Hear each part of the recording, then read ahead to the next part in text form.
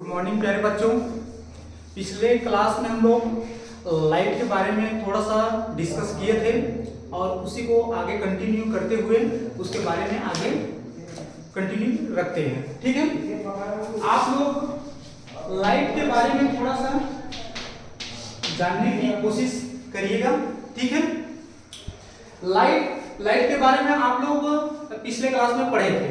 ठीक है, अब होमवर्क में आपको मैं बोला था लाइट ऑफ रिफ्लेक्शन और प्लेन मिरर, उसके बारे में आपको स्टडी करने के लिए थोड़ा बोला था। आप लोग स्टडी किए होंगे, मैं चाहता हूं किए होंगे। ठीक है, अब आप देखते हैं लाइट। ये जो लाइट की जो चाल होती है, ठीक है, स्पीड लाइट की जो स्पीड होती है, किसमें सबसे ज्यादा स्पीड गति करता है उसको देखते हैं। लाइट की चाल किसमें सबसे ज्यादा गति करता है उसको देखते हैं। जो लाइट होते हैं सबसे पहले प्यारे बच्चों, ये तो वैक्यूम में, क्या वैक्यूम में सबसे ज्यादा मोशन करता है। उसके बाद ये मोशन करता है, किसमें करता है मोशन, ये करता है लिक्विड में। उसके बाद मोशन करता है, किसमें करता है, ये किसमें मोशन करता है, सॉलिड। ठीक है, जो प्रकाश की जो चाल होती है, स्पीड गति करने की जो चाल होती है, स्पीड, ठीक है, ये वैक्यूम में करता है, निर्वात में करता है। किसमें करता है, निर्वात में करता है। उसके बाद लिक्विड द्रव अवस्था में करता है, किसमें करता है, द्रव में करता है। उसके बाद किसमें करता है, ठोस में करता है इसकी चाल। ओके, आया समझ में। अब प्यारे बच्चों, जो सूर्य की जो प्रकाश है, ठीक है, जो सूर्य की जो प्रकाश है, ठीक है, पृथ्वी तक आने में कितना टाइम लगता है। ठीक है, जो सूर्य की प्रकाश है पृथ्वी तक आने में कितना टाइम लगता है उसको देखते हैं। जो सूर्य की प्रकाश है, जो सूर्य के प्रकाश है प्यारे बच्चों, वो सीधी रेखा में गमन करता है। ठीक है, किसमें गमन करते हैं, सीधी रेखा में। जो सूर्य की प्रकाश है, ऐसे जैसे सूर्य के प्रकाश पृथ्वी में जैसे आता है तो उसको लगता है, उसका टाइम 8 मिनट 19 सेकंड, या बोलते हैं सेकंड में, ठीक है, 499 सेकंड। ये जो सन है, सन, इसकी जो प्रकाश, ठीक है, हमारे पृथ्वी में, अर्थ में आने में टाइम लगता है। ओके, आ गया समझ में। हाँ, अब प्यारे बच्चों इसको देख लीजिए। जो लाइट की चाल सबसे ज्यादा किसमें होती है, निर्वात में होती है।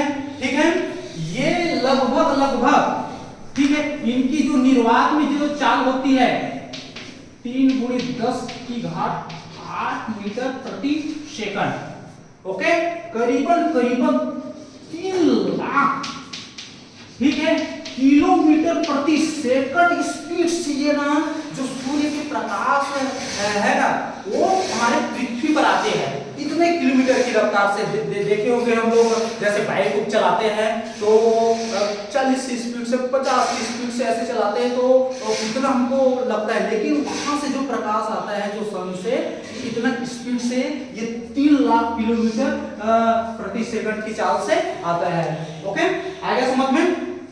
अब देखते हैं, हो गया। आप लोग क्लास देखते हुए आप लोग कंटिन्यू अपना क्या करें, नोट्स बनाना है, और जो समझ में नहीं आएगा उसको बार बार पूछना है। ठीक है, आ गया समझ में।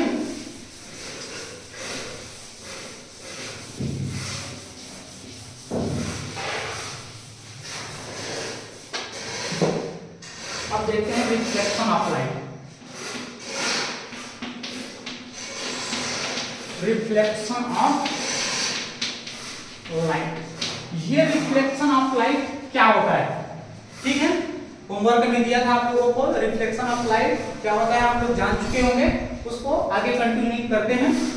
प्रकाश का क्या, परावर्तन, प्रकाश का परावर्तन, प्रकाश का परावर्तन। प्रकाश का परावर्तन में ये आपको इंपॉर्टेंट बात याद रखना है, ठीक है, कि आपको क्या चाहिए आपके पास एक चिकनी क्या होना चाहिए, सतह होना चाहिए, सरफेस होना चाहिए। ओके, क्या होना चाहिए, एक चिकने सतह होना चाहिए, दर्पण होना चाहिए। अब दर्पण को आप लोग सभी लोग जानते हैं, सभी लोग अपने रोज इसका यूज भी करते हैं, ठीक है।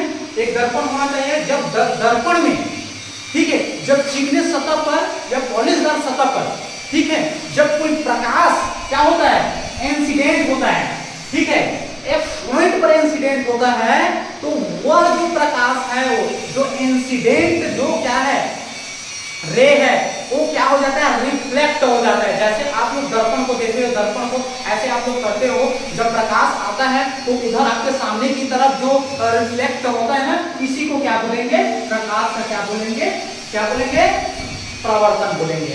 प्रकाश से क्या बोलेंगे, प्रवर्तन बोलेंगे। और जो प्रकाश है, ठीक है, ओके, जो प्रकाश है प्यारे बच्चों, वो एक ना नॉर्मल पॉइंट पर, एक बिंदु पर ही क्या होता है, रिफ्लेक्ट होता है। तो इसको क्या बोलेंगे, क्या बोलेंगे, इसको नॉर्मल पॉइंट, नॉर्मल, इसको बोलेंगे नॉर्मल पॉइंट। ये क्या है, इंसिडेंट, इंसिडेंट रे। ये क्या है, जब कोई प्रकाश, ठीक है, जब कोई प्रकाश या इंसिडेंट रे किसी चिकने सतह पर या सरफेस पर, पॉलिशदार सतह पर, एक नॉर्मल पॉइंट बिंदु पर, ठीक है, इसको याद रखना, नॉर्मल पॉइंट बिंदु पर क्या होता है, रिफ्लेक्शन होता है। क्या होता है, reflection.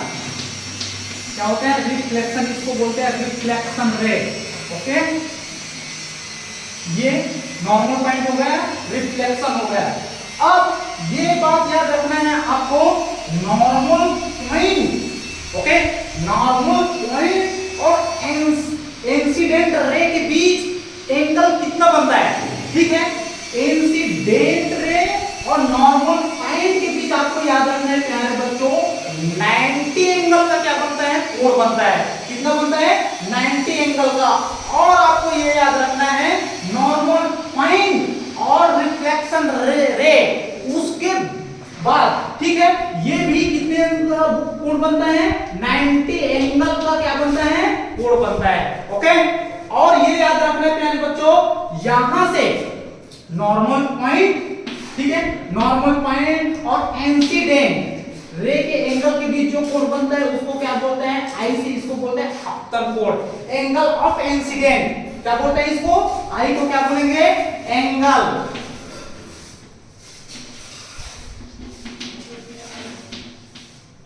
Angle of incident. Okay, और ए को क्या बोलेंगे, एंगल ऑफ रिफ्लेक्शन।